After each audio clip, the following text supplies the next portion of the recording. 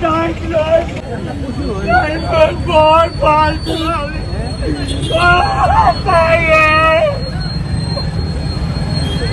ভাল ছোৱালী আছিল তাই বৰ ভাল ছোৱালী আছিল মানে শেষ এজনী গাভৰু ছোৱালীৰ জীৱনটো শেষ হৈ গ'ল কোনো পিতৃ মাতৃয়ে কোনোৱে নিবিচাৰে নিজৰ সন্তানৰ এনেধৰণে অপমৃত্যু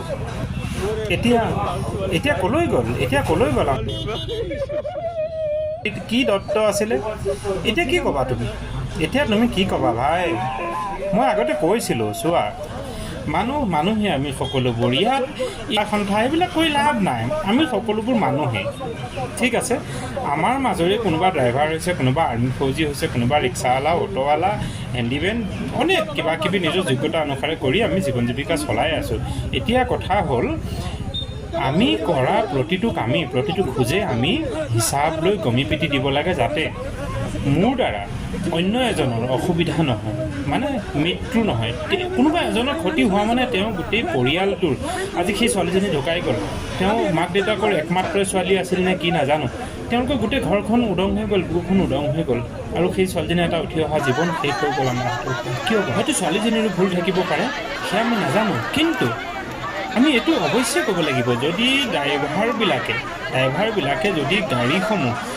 সংযত হৈ চলায় সাৱধানে চলায় তিনিআলি চাৰিআলি টাৰ্ণিং এনেধৰণৰ ক্ৰচিংবোৰ থাকিলে যেতিয়া তেওঁলোকে শ্ল' কৰি চলাব আগৰ পৰাই সাৱধানতা অৱলম্বন কৰিব ইয়াৰ স্কুল আছে হস্পিটেল আছে কলেজ আছে ইয়াৰ মানুহৰ সমাৱেশ বেছি আছে সন্মুখেদি চাইকেলৰ ল'ৰা ছোৱালী স্কুললৈ বা টিউশ্যনলৈ অহা যোৱা কৰি আছে এটা জুম গৈ আছে তেনেহ'লে নিশ্চয় আঁতৰ পৰাই হৰণ দিব লাগে কিম্বা লগে লগে শ্ল' কৰিব লাগে এনে নহয় যে মই হৰণ দিলোঁ আৰু ফ্ৰীডম গৈ থাকিম শ্ল' কৰিব লাগে তেনে যিবোৰ আমি দেখা নোপোৱা হৈছোঁ ক'ৰবাত শতকৰা আজিকালি 10-20% মানি লৈছোঁ ভাল ড্ৰাইভাৰ আছে ভাল মানুহ আছে কিন্তু অধিক সংখ্যই যে বেপৰুৱা মানে লেকামলেছ যে ড্ৰাইভাৰ সেইটো অপ্ৰিয় সত্য কথা মই সেইকাৰণে এটা কথা কৈছিলোঁ কোনোবা এজন গাঁৱৰে মোৰ এজন মানে জ্যেষ্ঠ ভাতৃসুলভ তেওঁ কৈছিলে যে ড্ৰাইভাৰসমূহক আপুনি এনেকৈ কিয় ক'লে মই কৈছিলোঁ যে ড্ৰাইভাৰ গোটেই গোষ্ঠীটোকে এই সত্তাটোকে আচলতে মানুহে এটা বেয়া শব্দটো আকৌ নকওঁ আৰু আচলতে মানুহে ঘৃণা চকুৰে চায় কিয় চায় অভদ্ৰামী তেওঁলোকে ভাবে যেন ধূলি বালিৰে খেলা এটা কাম ড্ৰাইভাৰ খেলটো তেওঁলোকৰ খুচিমতে মস্তি কৰি তেওঁলোকে গাড়ী চলায় আজি সেই ছোৱালীজনীৰ জীৱনটো গ'ল নহয় সিদিনাখন তেওঁলোকৰ গাড়ীখনত গৈ খুন্দাটো মাৰি দিওঁতে সেই ছোৱালীজনীয়ে বুকত ধৰি কেৱল তেওঁ চোলাত ধৰি ৰাখি দিছিলে আৰু সেইটোৱে ডাঙৰ অপৰাধ হৈ গ'ল ৰিদীপ দত্ত তুমি আহি গৈছিলা তোমাৰ লেভেল চলাবলৈ আজি এই ছোৱালীজনী ঘৰত যোৱা তেওঁলোকৰ মাক দেউতাকক আজি সান্তনা দিয়াগৈ সেই ছোৱালীজনীৰ জীৱনটো উভতাই দিয়াগৈ কি কৰিবা কিয় মই এটাইহে দহু কৰি অনুৰোধ কৰিছোঁ এই যে সন্থা এইবোৰ আমাৰ সাধাৰণ মানুহৰ মাজত এনেকৈ চলাই লাভ নাই চৰকাৰৰ লগত মালিকী সন্থাৰ লগত যদি কিবা প্ৰাপ্য আদায়ৰ কাৰণে আছে তেতিয়াহ'লে অৱশ্যে কৰক কিন্তু এই যিটো এক্সিডেঞ্চিয়েল কেছ এইবিলাকত এই সন্থা চলাই লাভ নাই ড্ৰাইভাৰো আপুনি কাইলৈ ময়ো পৰহিলে কোনোবাও গতিকে ইয়াত সন্থা চলাই লাভ নাই মুঠৰ ওপৰত চাওক গাড়ী লাহে লাহে চলাব লাগে মই যিকেইটা গুণৰ কথা ক'লোঁ মানুহৰ জুম দেখিছে ক'ৰবাত গৈ আছে শাৰী পাতি স্কুললৈ কলেজলৈ টিউশ্যনলৈ চাইকেল লৈ তেতিয়া গাড়ীখন শ্ল' কৰিব লাগে আঁতৰ পৰাই হৰণ দিব লাগে হৰণ দিয়েই কেৱল জোৰকৈ গ'লে নহ'ব নহয় শ্ল' কৰিব লাগে তিনিআলি চাৰিআলি স্পীড ব্ৰেকাৰ গাড়ী শ্ল' কৰিব লাগে নাই বেপৰুৱা হৈ গাড়ী চলাব বিনিময়ত কি হৈছে মোৰো পৰিয়ালৰ বহুতো ড্ৰাইভাৰ আছে বিভিন্ন স্তৰত নিজৰ কোৱালিটি অনুসাৰে কাম কৰি আছে আমি সকলোৱে নিজৰ কোৱালিটি অনুসাৰে 5টা আঙুলি আমাৰ সমান নহয় প্ৰত্যেকে নিজৰ সাধ্য অনুসাৰে কাম কৰি যায় এই নিজৰ এই সমান হোৱা হ'লে হয়তো কামো কৰিব নোৱাৰিলোহেঁতেন আমি সমাজখন দেশখন চলিবৰ কাৰণে জীৱন চলিবৰ কাৰণে আগা পিছা এইখিনি ভগৱন্তই সৃষ্টি কৰিছে এনেকৈ আমি যাব লাগিব তাক লৈ দুখ কৰাৰ কথা নাই কিন্তু কথা হ'ল মই এইটোহে ক'ব খুজিছোঁ ড্ৰাইভাৰ সন্থা বুলি চলাই লাভ নাই এক্সিডেণ্ট হৈ গ'লে তাত তুমি আহি ড্ৰাইভাৰ সন্থা চলোৱাৰ কোনো লাভ নাই ছোৱালীজনী তুমি লাইফটো ঘূৰাই দিব নোৱাৰা গতিকে এটাইহে ক'ব খোজোঁ প্ৰত্যেকজন ড্ৰাইভাৰে প্ৰত্যেকজন আৰোহীয়ে সাৱধানতা অৱলম্বন কৰিব লাগে পদপথে চলন কৰা সকলে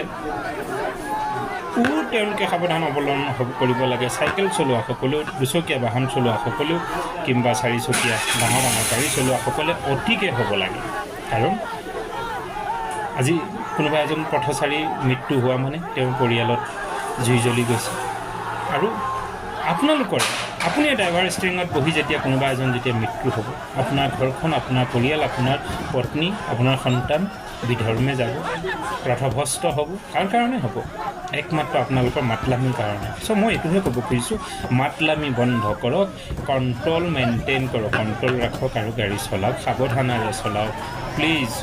আজি আপুনি কি উত্তৰ দিব সেই মানুহ ঘৰত আহি? বহুত আমি চকুৰ আগতো দেখিছোঁ, কোনো মানুহজনো নাই। ইভেন মোৰো নিজৰ জীৱনত হৈছে, কোনো আগে পিছে মানুহ নাই। সাধাৰণ অলপ খিচখিচকৈ মাত্ৰ বালি আছিলে। দুজন মানুহ আমি বাইকত আহি আছিলোঁ, মই অৱশ্যে বহি আহিছিলোঁ, ছাটাককৈ গাড়ীখন লুটি খাই পৰি গ'ল। বাইক আছিলে, ভাগ্য ভাল পিছত তেনেধৰণৰ কোনো হাই স্পীডত অহা গাড়ী মটৰ নাছিলে। তে কি কৰিম? এনেকৈ হৈ যায় কিছুমান কেতিয়াবা ছাডেনলি হৈ যায়। অটো দেখোঁ গৈ থাকে সাধাৰণভাৱে গৈ থাকে, লেটেককৈ লুটি খাই পৰে। চ' ইঞ্জিনিয়াৰিং বস্তু কিবা এটা ক'ৰবাত হৈ যাব পাৰে, আমি তাক অস্বীকাৰ কৰিব নোৱাৰোঁ। কিন্তু অধিক সংখ্যকে আমি দেখা পাওঁ যে ড্ৰাইভাৰৰ বেপৰোৱাৰ কাৰণেই মহতিয়াই লৈ যায়, পথচাৰীক মহতিয়াই লৈ যায়, নিজে গৈ গছত খুন্দা মাৰি মৰেগৈ। কিয়?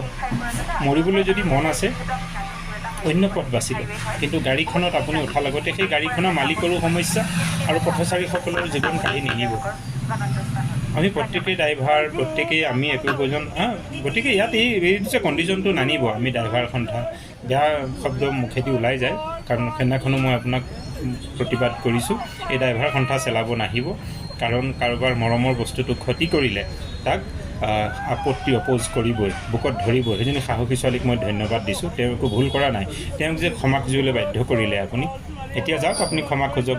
ক্ষমা খুজি কি আপুনি ৰেহাই পাবনে? এতিয়া তালৈ গ'লে পিঠি ফালা যাব আপোনাৰ। ড্ৰাইভাৰজনো হয়তো আমাৰে মাজৰ কোনোবা এজন ভাই ককাই হ'ব, কিন্তু তেওঁ যদি সংযম অৱলম্বন কৰি গ'লহেঁতেন হয়তো সেই ছোৱালীজনী নমৰিলে। আকৌ কৈছোঁ, হয়তো ছোৱালীজনীৰে ভুল আছিল, তায়ে হয়তো অভাৰ ৰিক্স লৈ কিংবা পাৰিম বুলি হয়তো আগে দিয়ে পাৰ হৈ গৈছিল, বা কি পৰিস্থিতিত সেই ভিডিঅ' এতিয়ালৈকে পোৱা নাই, সেই কথাও জানিব পৰা নাই। হয়তো ছোৱালীজনী ভুলবশতই হ'ল, তেওঁ বচাবলৈ চেষ্টা কৰিছিল, নোৱাৰিলে, সেই বিষয়ে নাজানো। কিন্তু মই এটাহে ক'ব খোজোঁ, বেছি সংখ্যক এক্সিডেণ্ট এণ্ড ডেথ কণ্ডিশ্যনবিলাক পাইছোঁ ড্ৰাইভাৰৰ ভুল, মতলবী কৰি গাড়ী চলাই, উদণ্ডভাৱেৰে গাড়ী চলায়। আৰু বিশেষকৈ কওঁ, দিনৰ ভাগত এই যিবোৰ ৰাস্তা হুলস্থুল কৰে, ৰাস্তা নষ্ট কৰে, ধূলি বালি উৰুৱাই, ডাম্পাৰ ট্ৰাক, এইবোৰ বন্ধে কৰিব লাগে চহৰৰ মাজত। আৰু স্পীড লিমিট কণ্ট্ৰল কৰা প্লিজ। ৰাখিছোঁ, বৰ বেছি কথা নকওঁ, বেয়া নাপাব। মই আকৌ কৈছোঁ, আমি সকলোবোৰ মানুহেই, কোনোবা ড্ৰাইভাৰ, কোনোবা নাপিত, কোনোবা পুলিচ, কোনোবা ডাক্তৰ, কোনোবা সাধাৰণ মানুহ, আমি সকলো মানুহ মাত্ৰ। কেৱল আমি সকলোৱে ধৈৰ্য আৰু সহনশীলতা হৈ চলিব লাগে, কণ্ট্ৰল কৰি চলিব লাগে। কাৰণ মোৰ পৰা যাতে আন কাৰোবাৰ জীৱনত ক্ষতি নহয়, লক্ষ্য ৰাখিব লাগে।